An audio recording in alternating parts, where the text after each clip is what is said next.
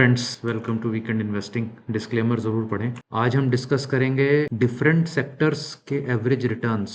तो ये ET wealth में डिफरेंट सेक्टर्स की रिटर्न्स दिखाई गई हैं और पिछले 10 साल में हर सेक्टर ने कैसे परफॉर्म किया है वो एनुअल रिटर्न इसमें दिखाई गई है। तो जैसे 2025 में मेटल्स की 1.5%, ऑटोज ने 15%, बैंक्स ने 13%, इंफ्रा 12%, एनर्जी 2%, ऐसे करके 9 सेक्टर्स दिखाए गए हैं। तो एक तो दो तीन चीजें इसमें से निकल के आ रही हैं। सपोज हम सिर्फ मेटल्स पे कॉन्सेंट्रेट करें तो मेटल्स 4 बार 10 में से 4 बार टॉप पे रहे हैं। कुछ टाइम कुछ सालों में नीचे बॉटम 3-4 में भी रहे हैं, बीच में भी रहे हैं। तो मेटल्स में बेस्ट परफॉर्मर भी रहा है, वर्स्ट परफॉर्मर भी रहा है। इसी तरह से बैंक्स में कई सालों में टॉप 2-3 पोजीशंस भी रही हैं, कुछ सालों में टॉप बॉटम 3 पोजीशंस भी रही हैं। फार्मा 2 साल टॉप में रहा है, कई बार बॉटम में भी रहा है। आईटी स्टॉक्स टॉप 2 में रहे हैं, कई बार बॉटम 3 में भी रहे। तो डिफरेंट सेक्टर्स डिफरेंट ईयर्स में डिफरेंटली परफॉर्म करेंगे। और अगर हम एवरेज देखें तो कई सेक्टर्स वही 10 से 13% के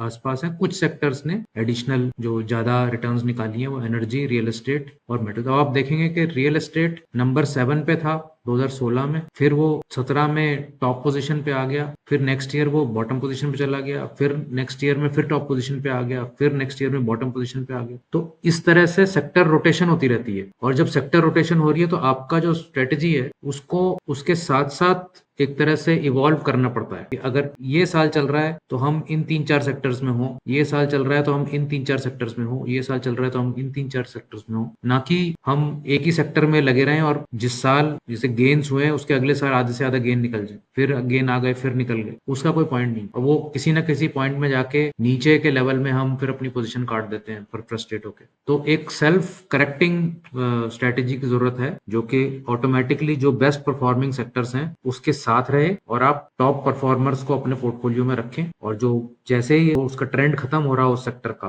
तो आप उसमें से निकलें और डिफरेंट सेक्टर में जाके इन्वेस्ट करें। तो ये पर्पस है इस इन्फोग्राफिक को दिखाने का कि always stay with the strongest sectors. ये डेटा आपको कैसा लगा जरूर बताएं। Thanks, bye.